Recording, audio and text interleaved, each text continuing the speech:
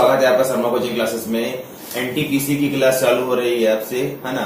तो जितने भी नए लोग होंगे जो इस चैनल में पहली बार आ रहे होंगे, चैनल को सब्सक्राइब कर लीजिए और जो सब्सक्राइब कर चुके हो बेल आइकन को भी क्लिक करेंगे। एनटीपीसी की पहली क्लास, रेलवे की पहली क्लास है ये। किससे है? जनरल साइंस से। देखते हैं कुछ इंपॉर्टेंट क्वेश्चन जनरल साइंस के। चलिए शुरू करते हैं। मैं रुपेंद्र कुमार शर्मा स्वागत करता हूं आपका शर्मा कोचिंग क्लासेस में। चलिए देखते हैं पहला क्वेश्चन।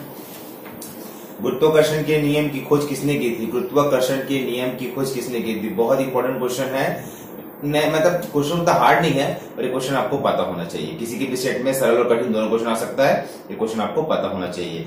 इसका आंसर है बी। न्यूटन ने गुरुत्वाकर्षण की खोज की थी, दुनिया जानती है, तो ये चीज आपको पता होना चाहिए। एक चीज और पता होना चाहिए कि न्यूटन किस देश के रहने वाले थे? तो न्यूटन रहने वाले थे इंग्लैंड के। वो इंग्लैंड के निवासी थे। ठीक है, अगला क्वेश्चन देखते हैं। टेलीविजन के आविष्कारक टेलीविजन का आविष्कार किसने किया था? मतलब टेलीविजन के आविष्कारक का नाम क्या है? तो टेलीविजन का आविष्कार किया था, इसका ऑप्शन होगा सी, J.L. बियर्ड। J.L. बियर्ड ने ही टेलीविजन का आविष्कार किया था। ये क्वेश्चन बहुत इंपॉर्टेंट है, आविष्कारक से क्वेश्चन बन जाते हैं एग्जाम में। अब अगर देखेंगे राइट्स ब्रदर्स ने किसका आविष्कार किया था? तो राइट्स ब्रदर्स ने हेलीकॉप्टर, वायुयान का आविष्कार किया था। उस समय सबसे पहले राइट्स ब्रदर ने ही वायुयान का आविष्कार किया था। क्वेश्चन चौथा देखेंगे। एक्सरे के आविष्कारक किसे, मतलब एक्सरे के आविष्कारक कौन है? ये क्वेश्चन है आपका। एक्सरे की आविष्कारक किसने किया था, ऐसा क्वेश्चन है आपका। तो एक्सरे के आविष्कारक का नाम है रॉटसन। Option B. एक्सरे के आविष्कारक का नाम है रॉटसन। क्या पता है आपको कि आविष्कारक से एग्जाम में क्वेश्चन बनते हैं, तो इन सब क्वेश्चन को आप देखते हुए चलेंगे। अगला क्वेश्चन देखेंगे आप। अगला क्वेश्चन है कि वायुदाब की रीडिंग में अचानक गिरावट इस बात का संकेत देती है कि मौसम कैसा रहेगा? तो अचानक गिरावट आ जाएगी तो आंधी और अत्यधिक वर्षा का अनुमान होता है, जब वायुदाब के पैरामीटर में अचानक से गिरावट आ जाती है।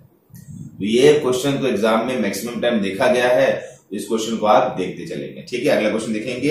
एक नदी में चलता हुआ जहाज यदि समुद्र में आता है, तब जहाज में क्या परिवर्तन आता है? मतलब एक जहाज नदी में चल रहा है और चलता चलता समुद्र में आ गया, तो जहाज का जो लेवल होगा उसमें क्या प्रभाव आएगा? जिसका आंसर है कि थोड़ा सा ऊपर आएगा, थोड़ा सा ऊपर उठता है जहाज। ठीक है ना। अगला क्वेश्चन देखेंगे। पहाड़ी पर चढ़ता एक व्यक्ति आगे की ओर झुक जाता है, क्यों? जब भी कोई व्यक्ति या हम पहाड़ पे चढ़ते हैं तो हम आगे की ओर क्यों झुक जाते हैं? इसका आंसर है कि आपका स्थायी संतुलन बनाने में, ऑप्शन डी, मतलब हमको बैलेंस बनाने के लिए आगे की ओर झुकना पड़ता है, ताकि जो ग्रेविटी का जो वो पड़ता है फोर्स, वो इक्वल हो सके। ठीक है, ये बहुत इंपॉर्टेंट क्वेश्चन है क्योंकि इसका आंसर थोड़ा सा अलग आता है करके। ठीक है, तो वीडियो को लाइक करते चलेंगे क्योंकि साइंस के क्वेश्चन है और साइंस के क्वेश्चन रेलवे में मैक्सिमम टाइम पूछे जाते हैं, तो आप बिल्कुल ध्यान देंगे।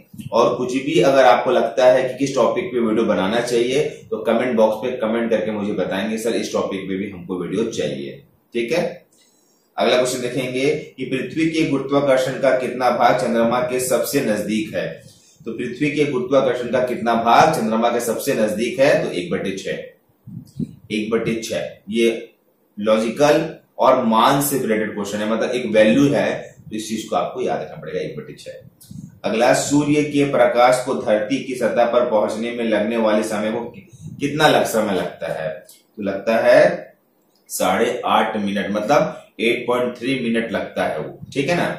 तो ये क्वेश्चन तो एग्जाम में नहीं आएगा, इतना बेसिक क्वेश्चन तो टीसीसी में नहीं आएगा, पर एक नॉलेज के लिए आपको पता होना चाहिए करके इस क्वेश्चन को भी मैं ले लिया हूं। ठीक है, प्रोटॉन के खोजकर्ता, बिल्कुल किसने किया? बहुत ही इंपॉर्टेंट क्वेश्चन। प्रोटॉन के खोजकर्ता का नाम है रदरफोर्ड, है ना। रदरफोर्ड है प्रोटॉन के खोजकर्ता का नाम। ठीक, तो ये है क्वेश्चन इंपॉर्टेंट जो प्रोटॉन से रिलेटेड क्वेश्चन है, जो एग्जाम में पूछे जाते हैं। न्यूट्रॉन के खोजकर्ता का नाम, बिल्कुल न्यूट्रॉन के खोजकर्ता का नाम है जेम्स चैडविक। चैडविक मतलब इसका है सी, न्यूट्रॉन के खोजकर्ता का नाम। और इलेक्ट्रॉन के खोजकर्ता का नाम जो अगला क्वेश्चन है उसका आंसर है थॉमसन, जे थॉमसन उसका आंसर है। ये 3 क्वेश्चन रेलवे के फेवरेट क्वेश्चन है जो एग्जाम में कभी न कभी भी आते हैं, तो आप इन क्वेश्चन को तो करके चलेंगे। ठीक है ना। और हमारी पेट क्लासेस भी चल रही है। पेट क्लास का मतलब है कि आपको इसके पीडीएफ मिल जाएंगे जितने भी ऑब्जेक्टिव के, तो 100 रुपए देके आप मेरे व्हाट्सएप नंबर पे जुड़ सकते हैं और वहां से आप पेड क्लास ले सकते हैं। अगर मेरा व्हाट्सएप नंबर जानना है तो 7828059949 ये मेरा व्हाट्सएप नंबर है। अगला देखेंगे, पृथ्वी की आयु का निर्धारण निम्न में से किस विधि द्वारा किया जाता है? जो हमारी पृथ्वी है उसकी आयु, उसकी एज का निर्धारण कैसे करते हैं? तो उसकी एज का निर्धारण किया जाता है यूरेनियम विधि से। यूरेनियम विधि द्वारा ही पृथ्वी के एज का निर्धारण किया जाता है। ये भी अच्छा क्वेश्चन है, सॉरी। तो देखिए, जो अब तक जितने भी मैंने क्वेश्चन कराया है वो रेंडमली क्वेश्चन है और इंपॉर्टेंट क्वेश्चन है ना। आप रेंडमली कीजिए और इंपॉर्टेंट कीजिए। जीके का कोई लेवल नहीं होता, कुछ भी हो सकता है। जीके सरल भी आ सकता है और जीके कठिन भी आ सकता है, क्योंकि रेलवे अपने क्वेश्चन को सिलेक्ट करता है और इंपॉर्टेंट ही देता है। तो देखते हैं कुछ और क्वेश्चन, कम से कम कुछ ऐसे क्वेश्चन देख लेते हैं जो आपको एग्जाम में मतलब आ सके, क्योंकि कई चरणों में एग्जाम है तो कोई भरोसा नहीं कि कौन सा क्वेश्चन आएगा। अगला क्वेश्चन देखते हैं हम लोग कि नाभिकीय रिएक्टर में भारी जल का प्रयोग किस रूप में किया जाता है? तो नाभिकीय रिएक्टर में जो भारी जल का प्रयोग किया जाता है मंदक के रूप में। किसके किया जाता है? मंदक के रूप में, मतलब ऑप्शन ए इसका सही आंसर है। तो ये बहुत इंपॉर्टेंट क्वेश्चन है ना। अगला क्वेश्चन देखेंगे, रेडार का उपयोग किस लिए किया जाता है? जो रेडार टेक्नोलॉजी लगाई जाती है ना, जो वायुयान में लगाई जाती है, जो नौसेना में लगाई जाती है, रेडार टेक्नोलॉजी, उसका उपयोग किस लिए किया जाता है? तो जहाज और वायुयान आदि को ढूंढने एवं मार्ग का निर्देशन करने के लिए। ऑप्शन बी, कोई भी जहाज अगर हमारे एंट्री होगा तो अगर रेडार में आ गया तो पता चल जाएगा कि वो जहाज हमारे तरफ आ रहा है करके। तो ये क्वेश्चन भी बहुत इंपॉर्टेंट है, ठीक है ना। और अश्रु गैस का रासायनिक नाम क्या है? बहुत इंपॉर्टेंट क्वेश्चन, क्वेश्चन नंबर 17। अश्रु गैस का रासायनिक नाम क्या है? तो इसका आंसर है डी, फेनेसिल क्लोराइड। क्या है? फेनेसिल क्लोराइड होता है अश्रु गैस का रासायनिक नाम। ठीक, बहुत ही इंपॉर्टेंट क्वेश्चन था, इसलिए इसको मैं आपको बता रहा हूं और इस क्वेश्चन को आप लिखेंगे कॉपी में और याद करेंगे। अगला क्वेश्चन लिखेंगे, कच्चे फलों को कृत्रिम रूप से पकाने प्रयोग में लाई जाने वाली गैस का नाम क्या है? बिल्कुल, ये है एसिटिलीन गैस। एसिटिलीन गैस कच्चे फलों को पका देती है। मार्केट में जो कई फल आते हैं जो एसिटिलीन गैस से पकाए जाते हैं और उसको हम लोग खाते हैं। अब आप पता तो कर नहीं सकते, पर एसिटिलीन गैस का उपयोग करके कच्चे फलों को पकाया जा सकता है। ये बात बिल्कुल सही है। अगला क्वेश्चन देखेंगे, युद्ध में प्रयोग की जाने वाली विषैली गैस ल्यूसाइड बनाई जाती है किससे? तो बिल्कुल ये एसिटिलीन से ही बनाई जाती है। ठीक है, एसिटिलीन से ही बनाई जाती है ना। ये भी क्वेश्चन इंपॉर्टेंट है, आ सकता है। और लास्ट क्वेश्चन देखेंगे, 20 क्वेश्चन आज करा रहा हूं मैं, ताकि आप एक बार चालू हो जाए क्लास, ताकि मैं रेगुलर इस पे वीडियो अपलोड कर सकूं। और कोई भी नया सब्सक्राइबर होंगे मेरे चैनल को सब्सक्राइब कर लेंगे। देखेंगे क्वेश्चन, जीव विज्ञान शब्द का प्रयोग सर्वप्रथम किसने किया था? बायोलॉजी। बायोलॉजी वर्ड का प्रयोग सर्वप्रथम किसने किया था? तो इसका आंसर है लैंडमार्क और ट्रीवेनस, है ना।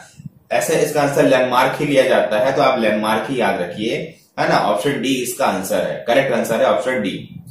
तो याद रखिए, इस प्रकार के 20 इंपॉर्टेंट क्वेश्चन मैं आपके लिए एग्जाम में लेके आया हूं, एग्जाम के लिए, एनटीपीसी के लिए। और आप एनटीपीसी का 100 रुपए देख के 1 मंथ वाला मेंबरशिप जो हर महीने के लिए रहेगा, जिसमें आपको पीडीएफ, टेस्ट सीरीज और आपको मैथ्स के पेपर्स अवेलेबल मिल पाएंगे, तो आप ज्वाइन कर सकते हैं। और आप मेरे व्हाट्सएप नंबर पे 7828059949 पे व्हाट्सएप करके मुझे अपना नाम लिख के भेज सकते हैं, सर हमको ज्वाइन करना है करके। तो मैं आपको बताऊंगा प्रोसेस क्या है, कि किस प्रकार आप हमसे जुड़ सकते हैं। और जितने भी इंपॉर्टेंट नोट्स होंगे रेलवे के इस बार के लिए, जो मैं अपने ऑफलाइन क्लास में पढ़ाता हूं, वो मैं आपके लिए भी प्रोवाइड कर पाऊंगा। तो 100 रुपए कोई बड़ी चीज नहीं होती। अगर ज्वाइन करना चाहे तो मेरे व्हाट्सएप नंबर पे 7828059949 पे व्हाट्सएप कर सकते हैं।